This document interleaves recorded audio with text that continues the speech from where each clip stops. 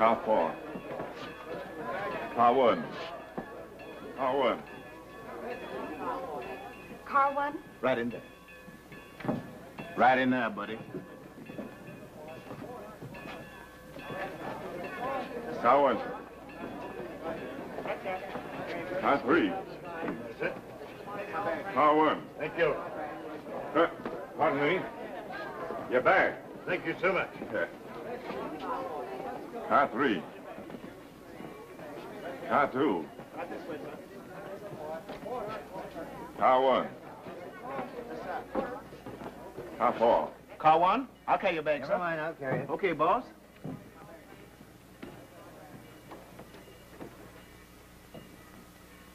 Didn't I tell you I wanted a compartment in the middle of the train? Yes, Mr. Gillard, but the reservation clerk at the hotel said this was the only accommodation left. I told him who you were, and he did everything possible to try and meet your wishes. Oh, well, it doesn't matter, only I don't like riding so close to the engine.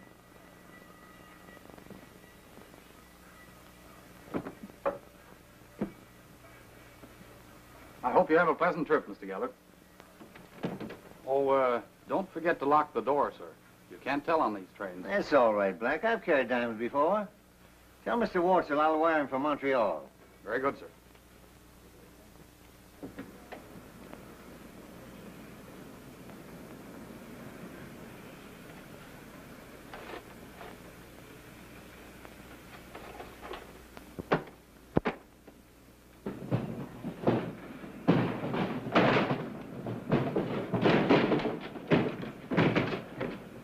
That's the work, Zabel.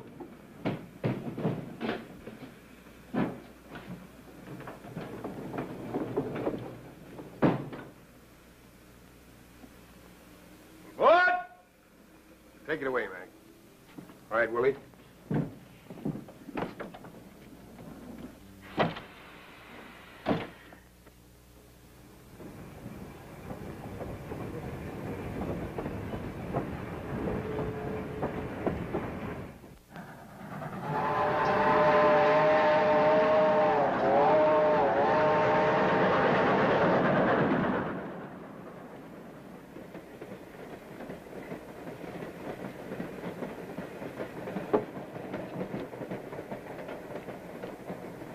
Come on, play cards.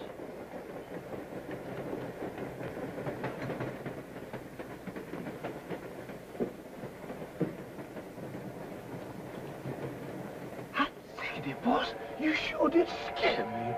I thought that was a gun you had in your hand.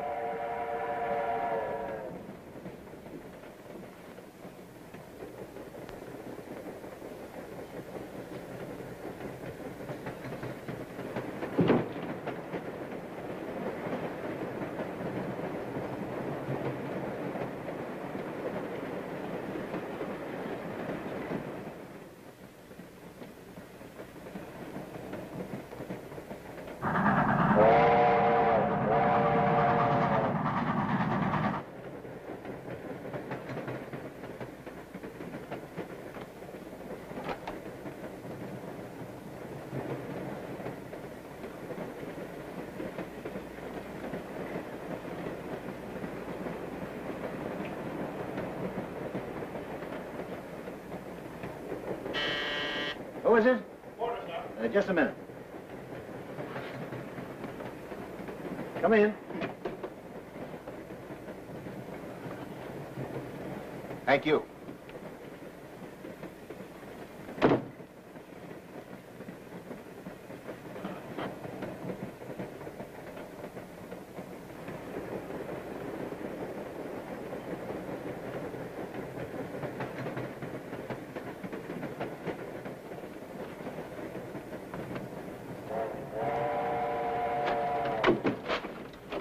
Get him up. Now, wait a minute. You can't get away with this. Move over and face that wall. Keep your hands up and your mouth shut. Get back there. No, don't!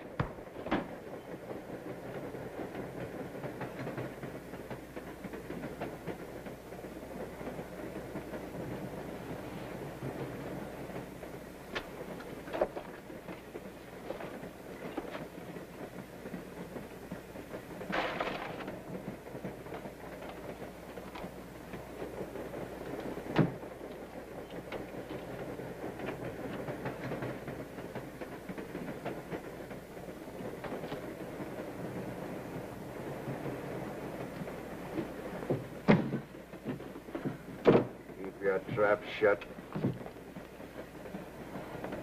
What do you got in that bag? Nothing. Nothing you'd want. Just papers. Oh, yeah? Well, suppose we take a look. Come on, open it up. All right, get it open. They're no good to you. Yeah? Maybe they ain't. But I'm going to take them with me just to teach you to mind your own business. Oh, please don't. Please. Now, don't stick your head out this door or make any noise. You might get hurt.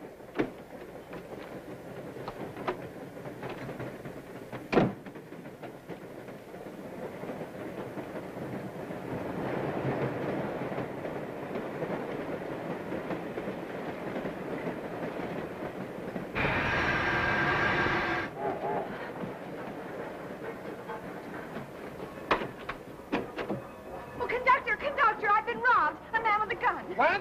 What do you look like? Which way did he go? Well, he started to go that way as I opened my door.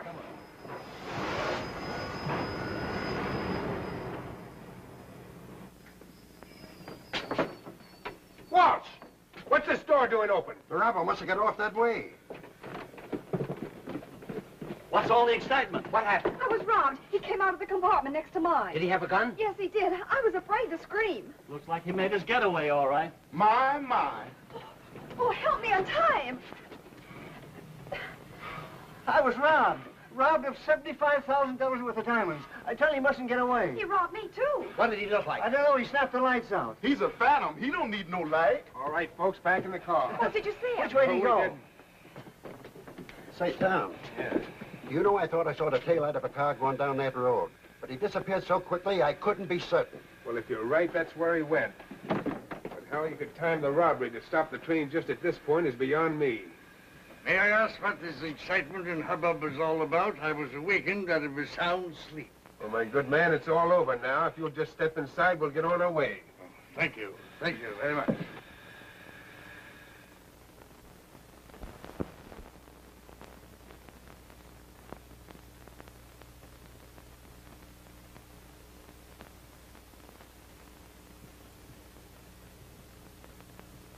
While we have no legal responsibility in regard to your loss, Miss Marshall, we feel morally bound to put the entire resources of the road at your disposal. Our particular function of police and detective work is sheer goodwill upon the part of the railroad toward its passengers. Well, if that's the case, Mr. Harrigan, why don't you do something about it? I've been to the district attorney's office, and I'm convinced that they don't know any more of the whereabouts of the robbers than I do. Well, we have 150 passengers on the train to check, the background and habits of the crew. Mr. Harrigan, those papers I was robbed of are the only existing proof that my mother and I had at my uncle's estate. Why, they represent all we have in the world. Well, perhaps when the thief discovers that they are of no value to him, he may return them to you. Well, he's had 10 days to do it. Oh, I'm certain that the only way we'll ever get them back is to find him. Well, this is a most unusual case. The area in which the robbery occurred is very sparsely settled. Before a police cordon could be established, the robbers could have been 150 miles away in any direction. That's just it. And nobody's doing anything about it.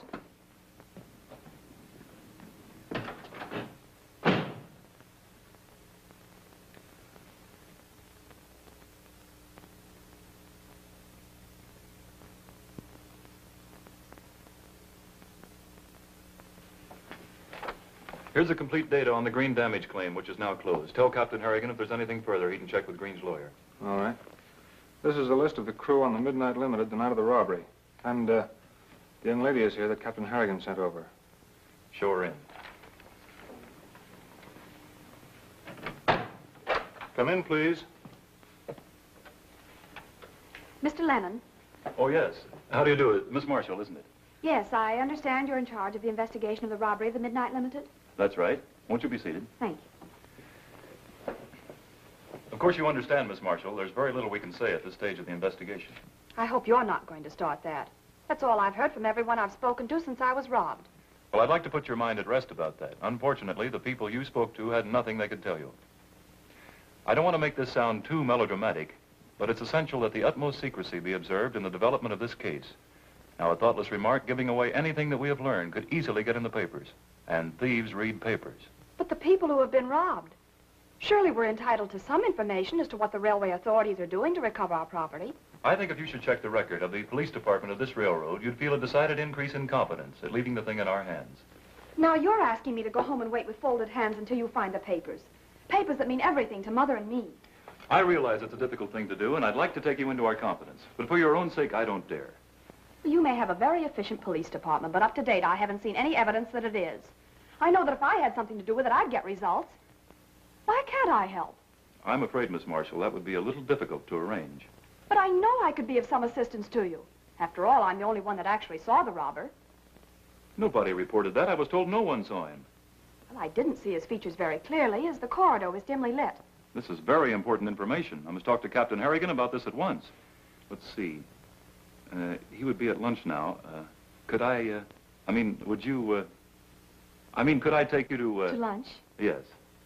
All right. But I'll probably be very boring. I'm not going to talk about anything but the case. Well, I can honestly promise that I'll do the same.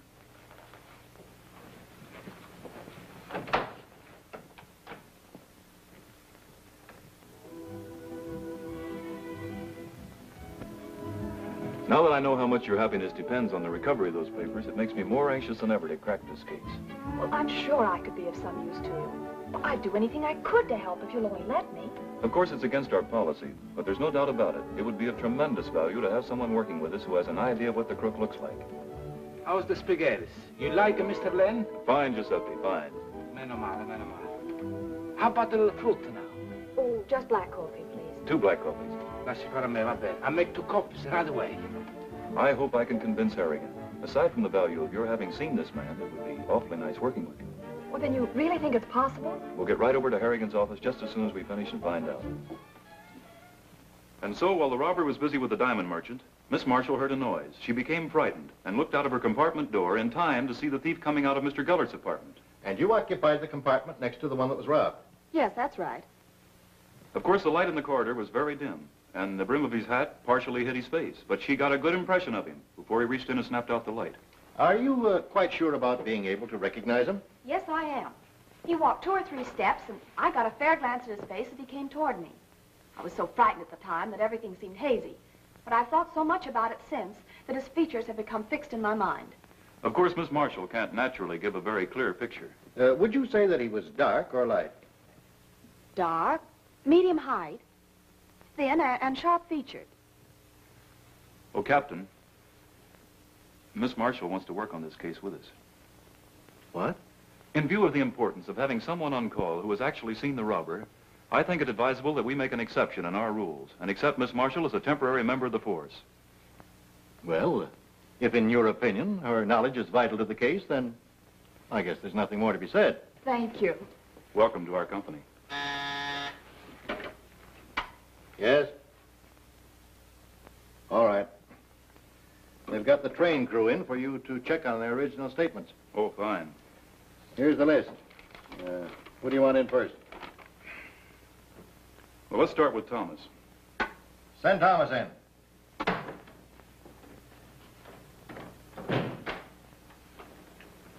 Oh. Hello, Tom. Mr. Lennon wants to ask you a few questions. Oh, Tom. Now listen, Val. Now, don't get huffy, Tom. We've got some things we want to clear up. Well, just a minute. I've been with this road for 20 years.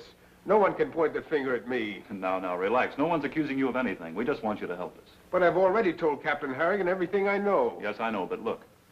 Now, for instance, do you remember where Walsh was standing beside the train when he thought he saw the automobile taillight? No, the fool didn't say anything about it until he got back on the train. And you can't think of any other thing that happened out of the usual routine just before the robbery? Oh, I've gone over it a dozen times in my mind, and everything I can recall you've got.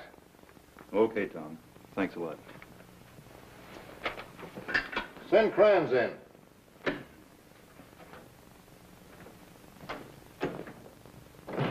Kranz, I see by this card that you worked for the Denver and Western for 5 years. And you worked for us during the last 3 years. That's right. Well, between the time you left the Denver and Western and came to work for us, there's a 4-month period we have no account of. What did you do during that time? Hunted for a job. Well, why did you leave the Denver and Western after 5 years? Well, my wife wanted to be nearer folks. They live in Connecticut. So during that time, you were looking for a job in New York? Yes, I was. Did you apply to any other road before you came to work for this one? No, my wife wanted me to quit railroading, but it seems that was all I knew. Okay, Kranz, that's all. Thank you. How about Walsh? Send Walsh in.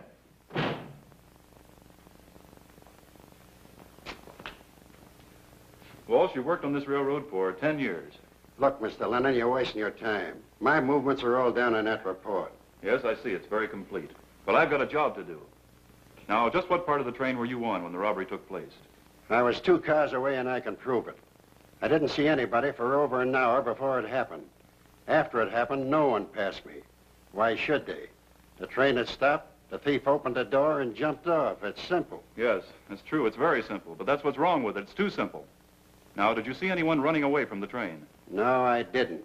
But I thought I saw the taillight of a car down that road. That's all anybody does in this case is think. Nobody has any evidence they can swear to.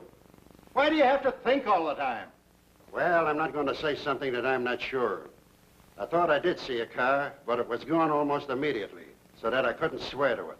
There you are, Val. Another one who thinks. I'm afraid that's what we're going to have to do a lot of, Captain. That's all, Walsh. Let's talk to Willie, the porter. Send Willie in.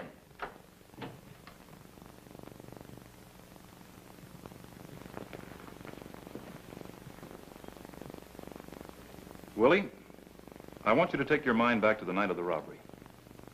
Boss, I've been trying to keep my mind from going back to the robbery. I like a quiet life. Well, what do you remember about it? What does your mind keep going back to? Nothing, sir. My mind just keep going back to a blank. We've got to have more than a blank, Willie. Now think. Do you remember seeing anyone roaming around the coach? I don't know, boss. Sometimes I think I saw a great big tough-looking stranger roaming around. And sometimes I think it was just my mind roaming around. You're being a great help, Willie. Yes, sir, boss. I'm willing to help every way I can, but I can't get no cooperation from my memory. Well, what do you think? We're exactly where we started. Well, the man just can't vanish into thin air. Is that all, Mr. Lennon, please, sir? Yeah, that's all, Willie. Thank you, sir.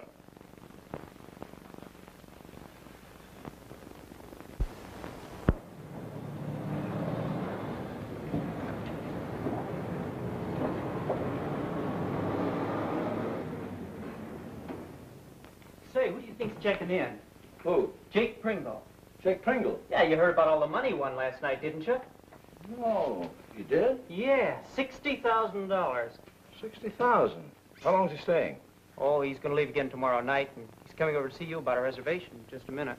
Yeah, where's he going, the races? Yeah, and boy, if he hits those bookies the way he took that mob uptown last night, you'll be able to hear him yell all the way down here. I wonder if it's on the level all those big-time gamblers carry their money with them. Sure it is. I've known plenty of them right here in this hotel. They all do it. Well, how do you do, Mr. Pringle? Hiya. Say, I want you to get me a compartment on the Midnight Limited for Montreal tomorrow night. Yes, sir.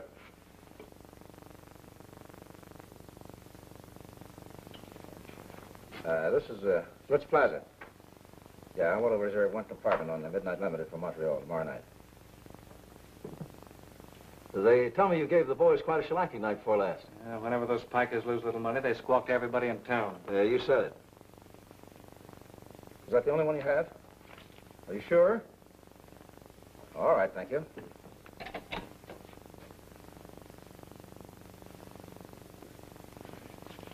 Well, there you are, sir. I hope you have a pleasant trip. Say, where is this compartment? Well, that's well up forward. That's next to the baggage car. I don't want it next to the baggage car. I want it near the middle of the train. Well, I'm sorry, Mr. Pringle, but we're lucky to get that. That's the last one on the train. Okay. Come on, son.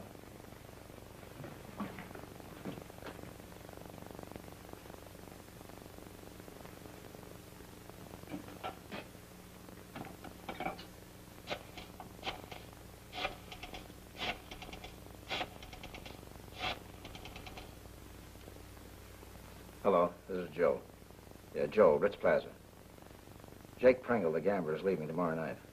Yeah. 60 grand. Yeah, I get it. Car 1, compartment E. Yeah. Are you sure he'll have the money on him? Okay, I'll handle it.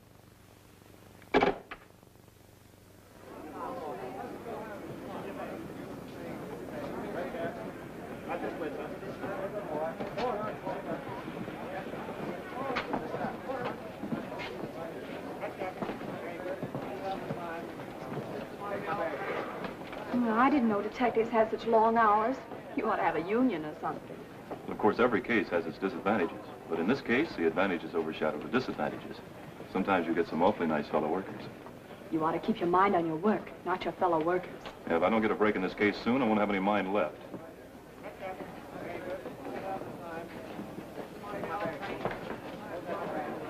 Look, Where?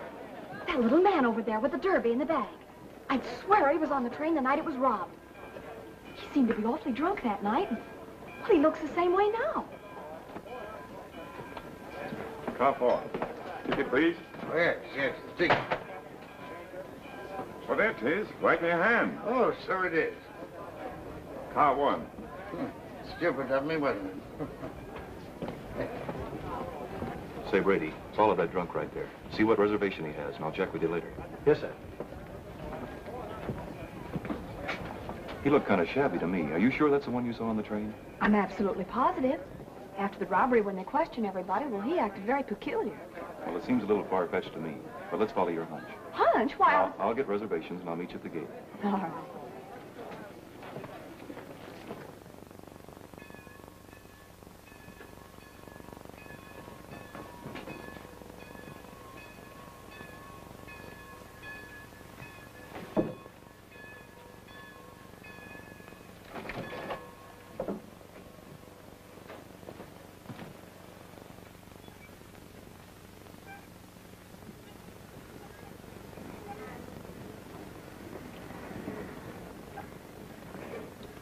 I saw Lennon out near the gate tonight. He's certainly taking no chances on another robbery. I think it'd be better if he spent his time trying to crack that first case. Oh, I don't know. Just take a look at that boy's record. He's cracked some mighty big cases for this road. I think they're dumb hanging around the station. What they should be doing is combing the small towns up north near where we stop. Those big-time crooks always hangs out in a small town till the excitement dies down. Here he comes. Hello, Mr. Lennon, riding with us? Yeah, Tom. We believe we saw someone connected with that robbery getting on board the train. You did? Yes, that little old man that was tipsy, remember? Yes, I remember. Stick by close, will you, Tom? All right, Val. Compartment D went right in and shut the door. Did he see you? Didn't look around. Well, that's fine. Now, you understand your instructions. You're to watch the front end of the compartment car, and I'll stay here. Now, if he comes out, don't do anything. If he asks you questions, just tell him you're there to guard the baggage car. Now, if he reaches for the emergency card, put him under arrest at once. Yes, sir. You'll have your men on the other coaches, huh, Tom? That's right, Mr. Lennon. Okay, boys.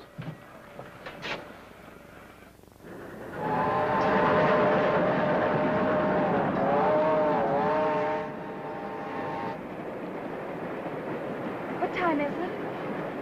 It's 1:15. I suppose if he's going to try anything, it'll be another half hour at least. Yes, it was around 1:30 or later the last time. Look, Joan, why don't you get some sleep? I know you're anxious to help, but if he starts anything, you might get hurt. Well, I'm able to take care of myself. After all, I'm a grown woman. Yes, I was fully conscious of that the minute I met you.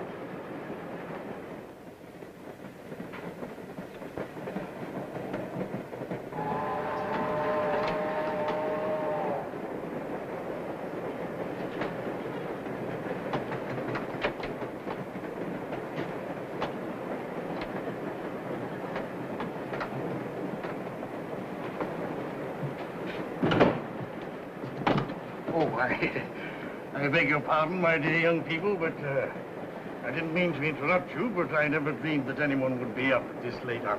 Oh, it's quite all right. We were just saying good night. But aren't you up a little late? Insomnia, my dear boy. The curse of those that have weighty problems on their minds. But I'll not interrupt you. I remember the old saying that two is, well, I'll go back to my compartment and immerse myself in the classics. Oh, pardon me. Yes. You have a match? I'm sorry, sir, but not being addicted to the use of tobacco, I carry no matches on my person. Smoking is apt to get such a hold on one, don't you think? I beg your pardon, sir. It's too bad that you're not able to sleep. Do you travel much on this train? I despise trains, and I never enter one unless I am forced to do so. Good night. Good night.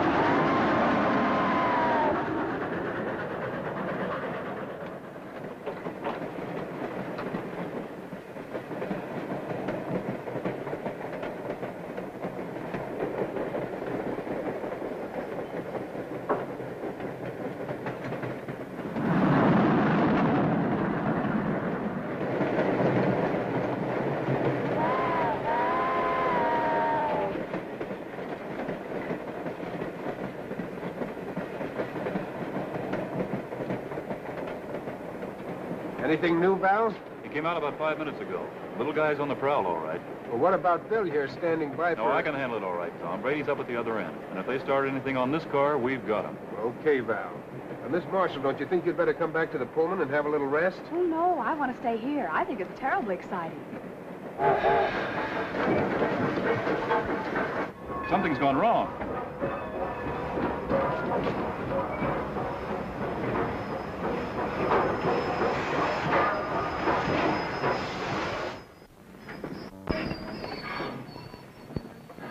They got poor Brady. That door's open again. Willie, go back to compartment D and see if it's occupied. Yes, sir. Now, you must be brave. These things happen. Now, go back inside and lie down. Well, I don't want to leave you, Val. I'm frightened. Mr.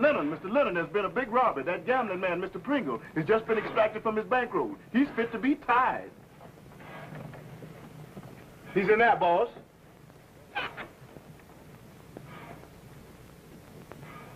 About time somebody came. He hadn't pulled a gun on me, I'd have broken this. Did you see what he looked like? How could I? The door opened, he sticks in his hand, throws a flashlight in my face, and robs me of $60,000 cash. That's the way he robbed me, too. Yeah? Yes, I'm working on Miss Marshall's case now. A detective, huh? That's right. Did anyone know you were carrying that much money on you? Nobody except half the population of New York. The whole town knew I'd made a killing. And everyone knows that I always carry a big roll.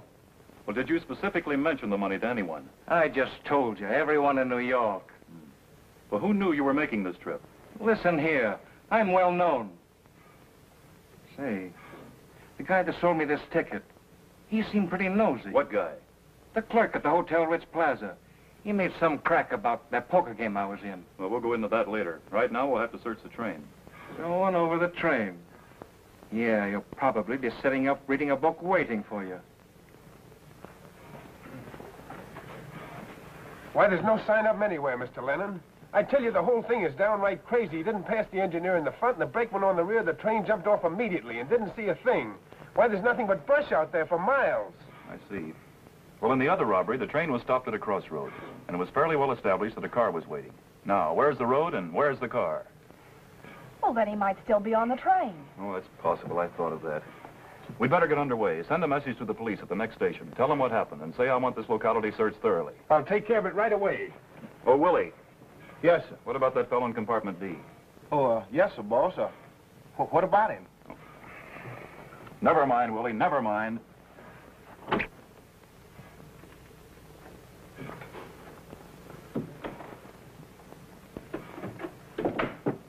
Hey, wake up.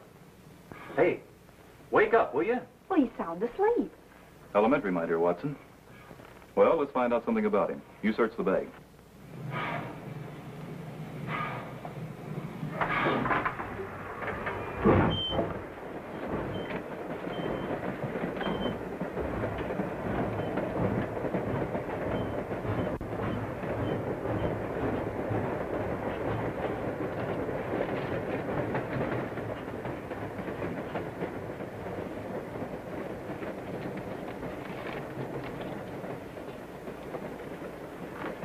Nothing in here but a clothes. Mm-hmm. Well, how that fella got away is something I'm going to find out or give up my job. Come on, let's search the train.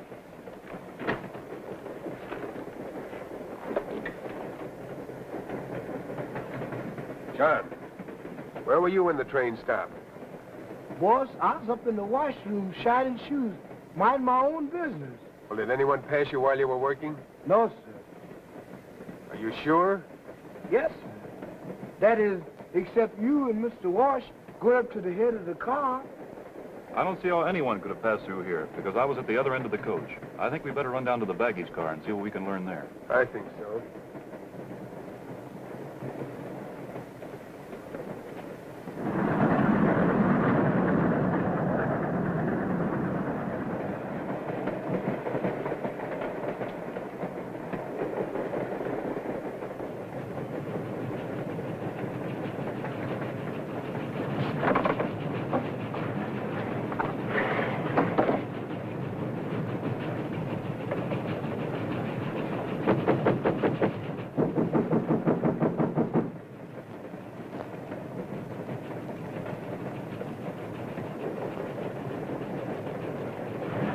Open up, open up. No one's allowed in here. Open up, Kranz. This is Lennon.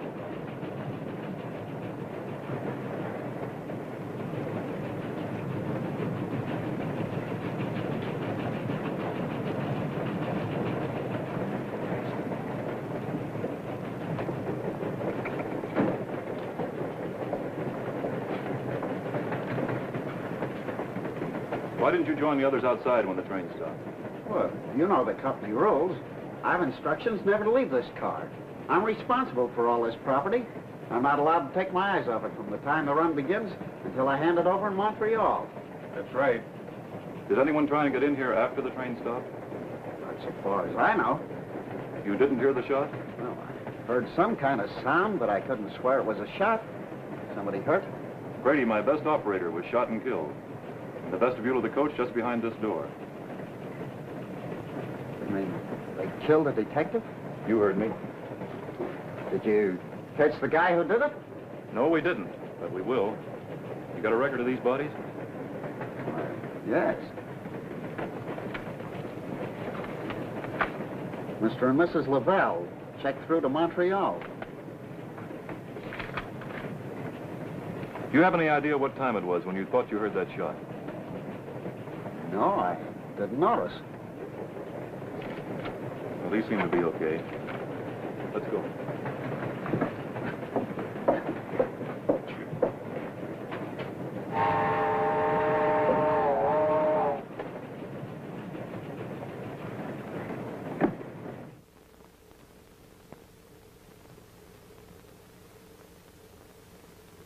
Then I can leave it in your hands, Inspector, to check the possible suspects among the passengers. I've already given orders, Mr. Lennon, for a complete checkup on their backgrounds and destinations. I'll be able to furnish you with complete data inside of 2 days. Well, that's fine.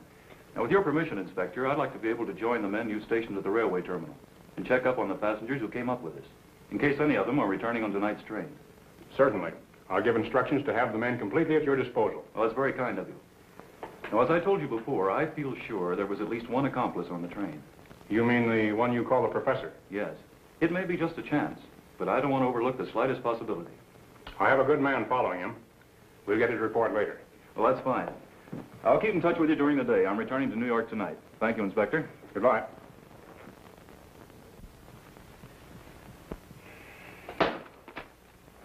This is the most difficult case we've ever had.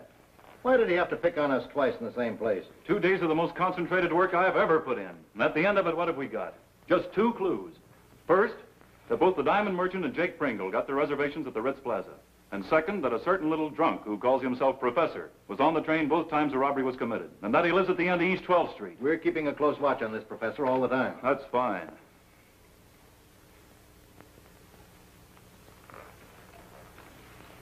What you need, young lady, is some sleep. But first, how about something to eat and drink? You know that little spaghetti place that stays open late? You're getting to be a mind reader. Look, there's nothing further we can do tonight, Captain. I guess not. Come on, Dr. Watson. Okay, Mr. Holmes.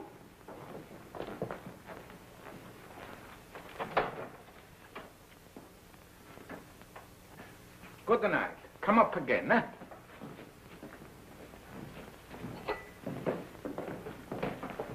Mr. Len, what's the matter? You not come to see me 2 or 3 weeks. Giuseppe, if I told you what I've been doing for the past 2 or 3 weeks, you wouldn't believe it. I know. If I was a nice-looking fellow like you, I know what I do. Yeah. You sit right here. I'm gonna make it was ravioli for you.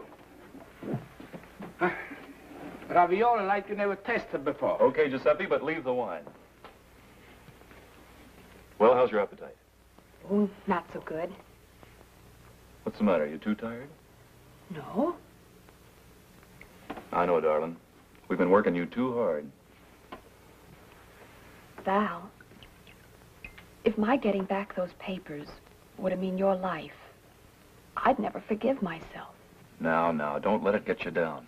But Val, it could so easily have been you on the other end of that coach instead of poor Brady. Look, honey, if you were to find those papers at home tomorrow in your handbag, I'd still have to go on. Don't forget there was a fortune lost in diamonds. Not to mention that it's my job to get the criminals who killed Brady. I know I can't stop you. I do realize it at your work, but Val, it frightens me. My dear Watson, your case is strictly elemental. What you need is a little music. Maybe you're right, Mr. Holmes, but I'm no musician. Neither am I, but I'll do my best.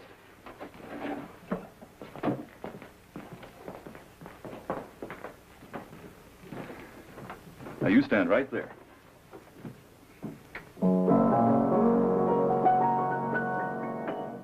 I didn't know you could play. Oh, you know how it is. All great detectives have to have some outlet. When the toil of the day is over and my brow is knotted with care, I feel you smooth the frowns away, dear, with your quiet hands in my hair. How do you like it? Oh, it's lovely.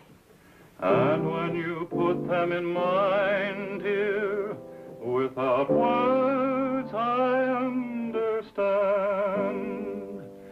You are silently saying you love me with the touch of your quiet hands. Young lady, I have a very important question I want to ask you, and it concerns only us. Oh, and if I refuse to answer, Mr. Lennon? How long have I known you anyway? Oh, a couple of weeks, I guess. It seems as though I've known you all my life.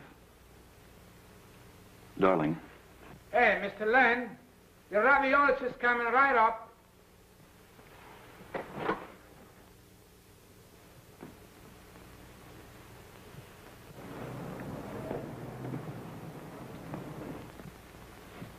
Hey.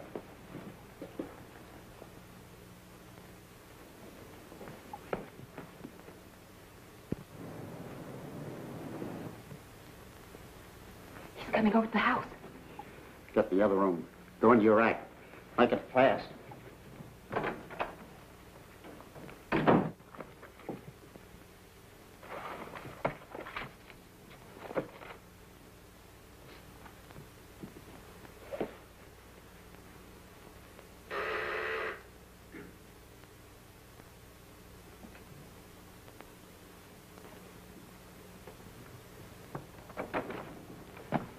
Oh, hello, Joe. Hello, Abel. It's not that it doesn't make me happy to have you call, but what's the idea? Well, it's just a further checkup, Abel, but don't take it personally. I'm not going to take anything personally. It seems to me you fellas are carrying this thing a little bit too far.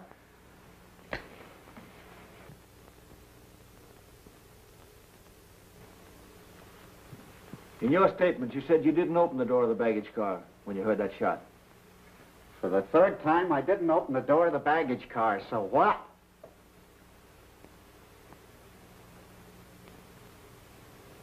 You live here alone? No, my wife lives with me. Where is she? May? Yes, Abel? Come in here a minute. Did you want something, Abel? I want you to meet one of the boys, Mr. O'Neill. He works down the railroad with me, my wife. How do you do? He's a railroad policeman.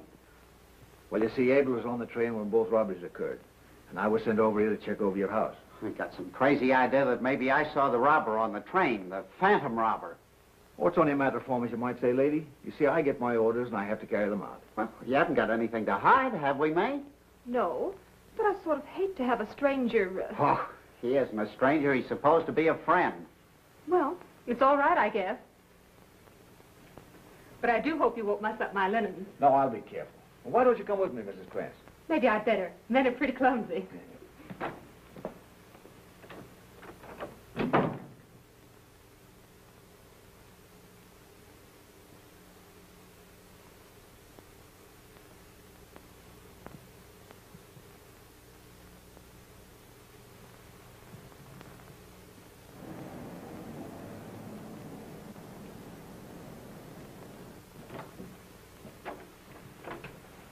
Well, I don't know what it's all about, Abel, but I didn't find nothing. I'm sorry, Mrs. Krantz, if I put you to any inconvenience. But you know I have to do my duty. That's what I've always told Abel. Duty is duty, even if it is unpleasant. Well, good night, Abel. Good night. Good night, Mrs. Krantz. Good night. You must come and see Abel again soon.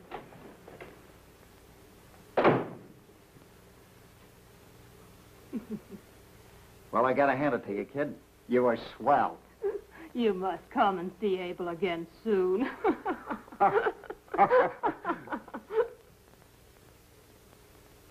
Well, that settles Abel Kranz. Perhaps we exaggerated his importance by thinking he was the only one of the train crew that could have had anything to do with it. After all, you have to admit that studying to become a train dispatcher is a queer occupation for a crook. Yeah. The real accomplices will probably be found in the back of a big limousine studying racing forms. I suppose there's no way we could get a list of the names of the passengers. We have a list of all the passengers, but crooks don't give their real names. Well, then you know the names of everyone that was on the train both times? Everyone, except one, the crook, who got away after the robbery. Well, then it would be possible to check and see if there was anyone on the train during both robberies. We have, but only one made the trip both ways. That was our old friend called the Professor. Oh, by the way, Montreal said that the Professor delivered an envelope to a man there in the station who made a successful getaway. I can't get it out of my mind that he's mixed up in it somehow. But still, he's not the type for that sort of work. Maybe. But they wouldn't hire anyone very important to do what, after all, is only a messenger boy's job. But nevertheless, isn't it rather a strange coincidence that he should have been picked to make the trip on the same occasion as both robberies, and in the same car? Yeah. Well, look through your records and see where compartment E on the first trip and compartment D on the second trip were booked. That's right, I'll hold on. I just thought of another lead. I'm checking on it now. Hello? Yeah. Is that so? Both from the Ritz Plaza? Well, thank you. You've been a big help. Our first break. We know that the diamond merchant and the gambler both got their reservations at the Ritz Plaza. And I just found out the Professor got his at the same place. Was that important? Important? I'll say it's important. Look, the gambler, the diamond merchant, and the Professor all got their reservations at the Ritz Plaza. Now, that's more than a coincidence. They were on the same train and in the same car. Somebody in that hotel had knowledge of the trips those men were going to take. I'm going to talk to that Professor again. Send a man over to pick up the Professor and have him brought to Captain Harrigan's office right away. He'll be here in half an hour and we'll put him through the hoops. What are your means of support? As an humble member of our economic system in this machine age, I, like everyone else, work. You thought I had an income? I ask you where you get the money to live. You see in me, sir, a professional traveler. Now, this is serious business, Professor. Please come to the point. Why did you travel? Where and for whom? Now you've placed your finger on it, sir. The fly in the ointment, as it were. I gladly proffer my destination and some slight reason for my trip. But for whom, I cannot tell you. All right. Now, one thing at a time. Where did you go in Montreal? For a walk. I want to treat you as politely as possible. Now, you're mixed up in a serious affair. And if you don't drop that attitude of yours, I'm going to drop mine. I am being accurate, sir. I was hired to go to Montreal. I was instructed to remain in my compartment until the train arrived there. Then I was to deliver a letter to a gentleman I should meet at a designated spot. And did he show up? Definitely. I delivered the letter. Then my time was mine own until the train left for New York that night. And as I say, sir, I took a walk. And you don't know the name of the man you delivered the letters to? What was the name and address of the man who hired you? How many trips did you make to Montreal? Only 2. And both those trips were made on a train which was robbed while you were on it? A coincidence, my dear sir. I give you my word, absolutely a coincidence. I know nothing whatever what occurred while I was on the train. How did you get the job? I was seated at the park bench taking the morning sun, which has been my wont for some years, when I idly picked up a newspaper which some kind soul had left and scanned the want ads. Oh, not that I expected to find anything that would fit my peculiar talents, but I ran across this advertisement.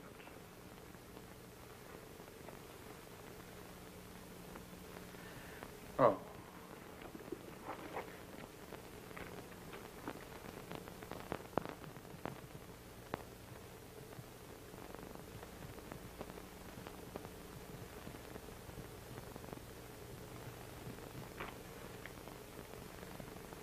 What was the name of the man who hired you?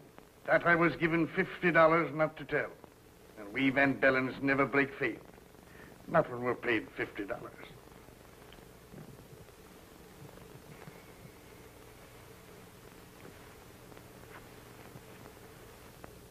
All I can say is it was a richly furnished apartment in a poor neighborhood. My conversation with the gentleman was of the briefest. He merely handed me the ticket and the $50. How did you get in touch with him the second trip? After the completion of my first trip, I ventured to call on him offering my services further. He informed me he could offer me odd jobs at intervals. He took my telephone number and told me when to call to pick up the tickets the second time. Well? I don't know whether he's a lunatic or a liar, but at least he's consistent. Stick a man with him day and night until this mysterious employer of his calls again. Then we'll take up the trail from there. Thus relieving me of any slur upon my honor. And I can accept the $50 with a clear conscience. It was given to me not to tell the name of my employer. And I shall not do so. But however, I cannot stop you from following me when I go there.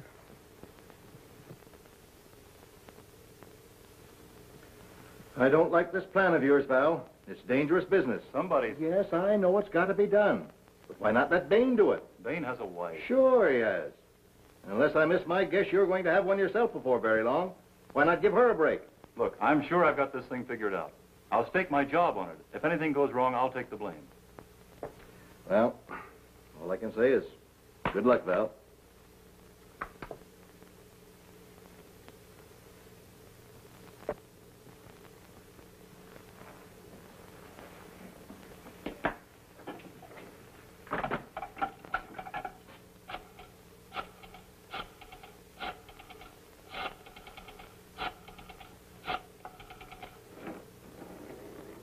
Oh, this is Joe. Joe speaking. Yeah, a tall guy. Frenchman. Yeah, car 1, compartment D. Yeah, 10,000. He's got it on him. Another 3 days of this, Professor, and I'm going to go crazy. I grant you this long confinement is a bit irksome. But, my dear fellow, think of the millions at this precise moment who are engaged in some arduous labor. Yeah, I guess so. Mr. Van Bellen, telephone. Listen, Professor, I'm going to be right behind you. You know what to say. I always know what to say.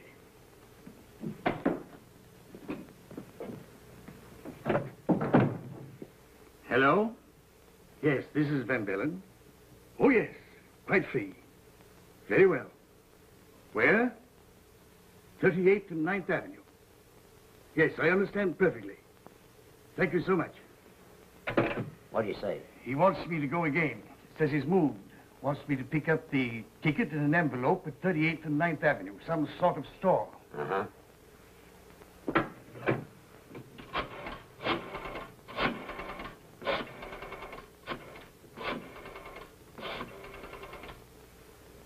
Captain Harrigan? Conway speaking. Yeah, contact has been made. No, he's picking him up at some store. Okay, Captain, I'll follow your instructions.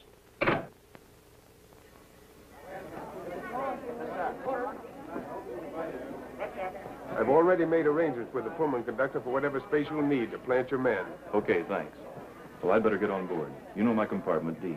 Now, I'll wait there till you have your men planted. Then you can come along and we'll make final arrangements. That's right. There's no use in you being here.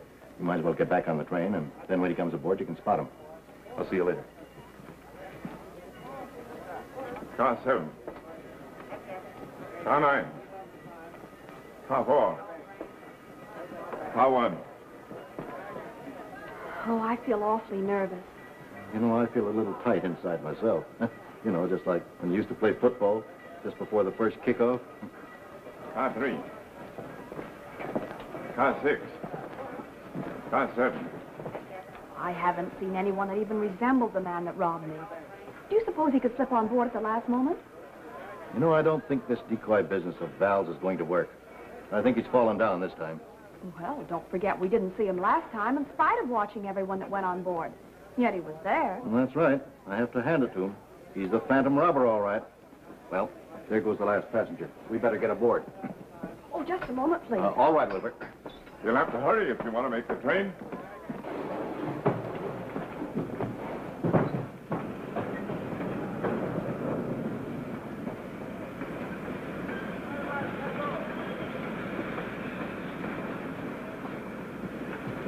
That's everything, Abel.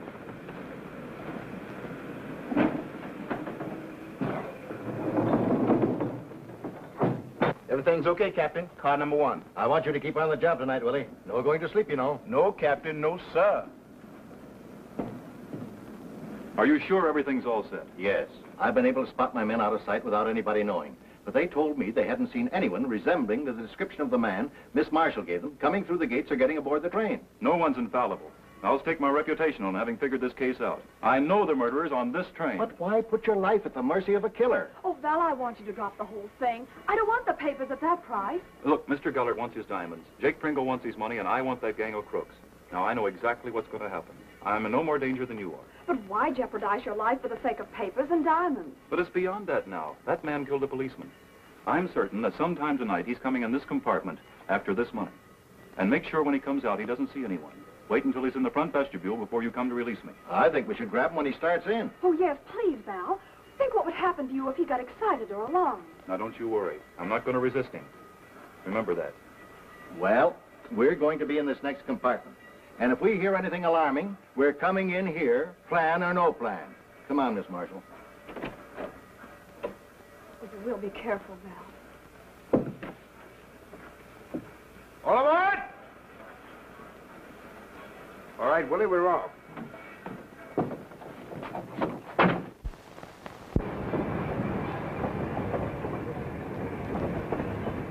And you stay right here, Mac. Well, were you able to plant your men all right, Captain Harrigan? Yes, I have one in the berth on this car. Mac's going to stay here, and I'm going to be in the compartment next to Mr. Lennon. Very good. Come on, Miss Marshall.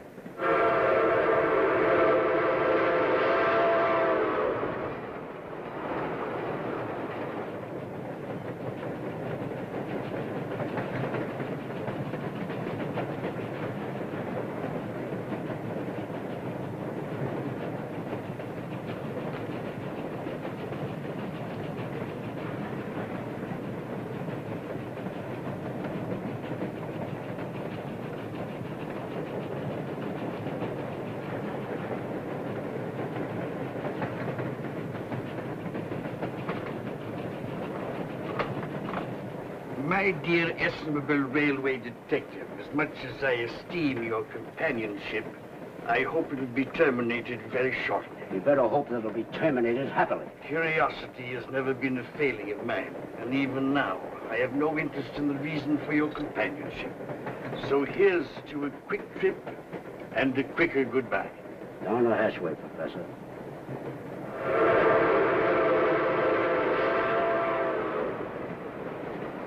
Do you hear anything? Now, Miss Marshall, don't be so nervous. Don't let this plan of Val's upset you too much. Oh, Captain Harrigan, I can't stand this. I keep seeing that man creeping closer and closer to Val. And when I realize that he's a killer, a murderer, well, it's all I can do to keep from screaming. Listen, if I didn't have the utmost confidence in Val's ability to take care of himself, I never would have okayed this setup. I'll see that nothing happens to him. Now, relax.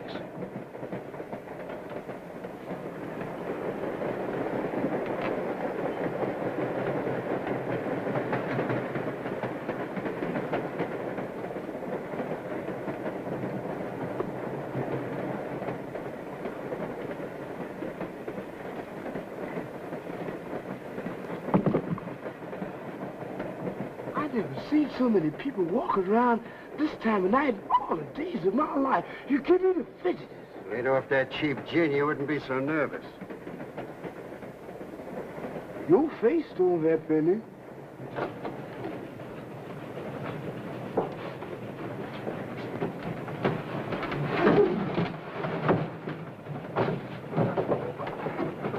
It's the last time I'm going to ride in one of these. It's getting on my nerves, I tell you. Well, if you can think of a smarter idea, just let me know. Yeah, well, you better think up a new one. I ain't going for this stuff no more. Next time I ride in a coffin, I'm going to be dead.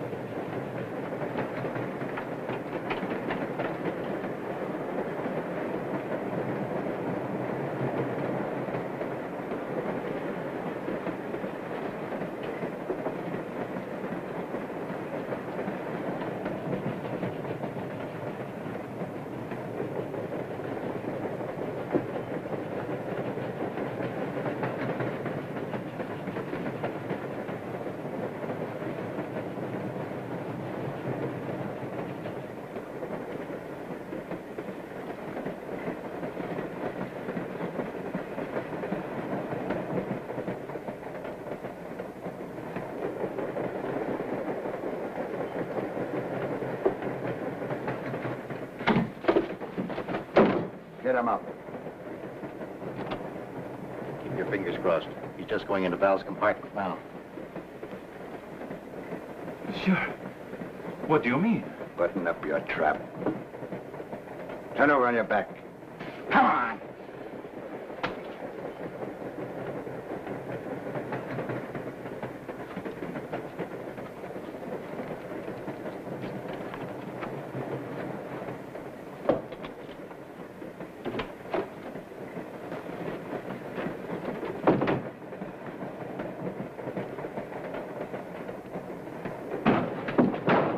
Have any trouble? No, I got the door without a squawk.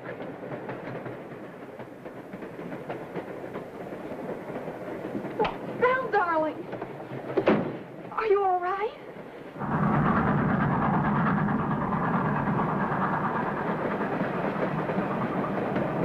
Well, it went through without a hitch. And now for the rest of the plan. We've got to wait till the emergency cord's been pulled and the train stopped. But why wait? But he escaped that way last time. He won't this time. Well, I've gone this far with your plan. I might as well go the rest of the way. I'll go back to the Pullman and get the other man. Right. We'll wait here.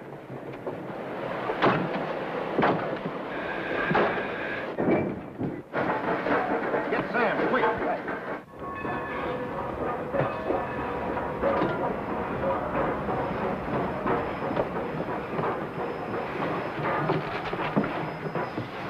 Come on, Sam, let's go. Right. Hurry up, Val, before we lose him. No, we won't. We've got him trapped this time. Well, I'm going with you. No, you promised to do as I asked. Now, I'll be back in no time. Come on, Harrigan, let's go.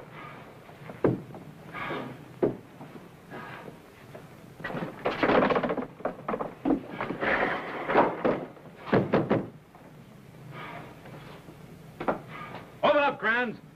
No one can come in here. Open up, Kranz. You're under arrest.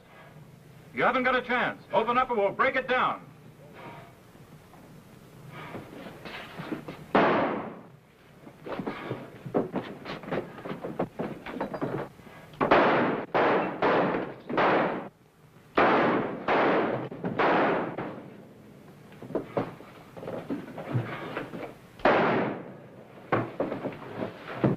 Watch yourself, Captain.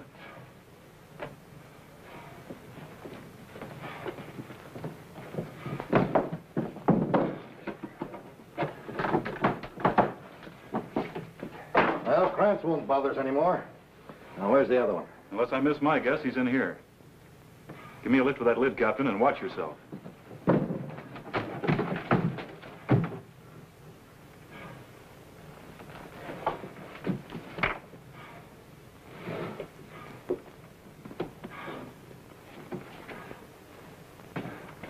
Well, that's the last of them.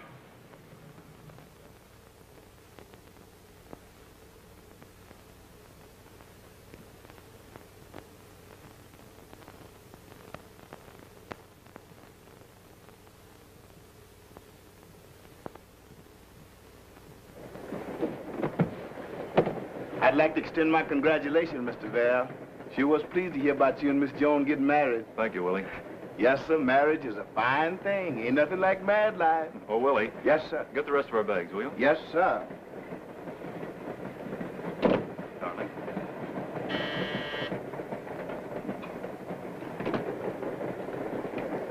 Mr. Lennon, when you start capturing people, you sure do a good job. If you want to watch your step, Willie, you may be next. Yes, sir, but I'm on my good behavior now, boss. Ain't gonna be no phantoms on this trip with you alone. Good night, sir. Good night. Mr. Holmes, you can't put me off any longer. How did you know that man was in the coffin?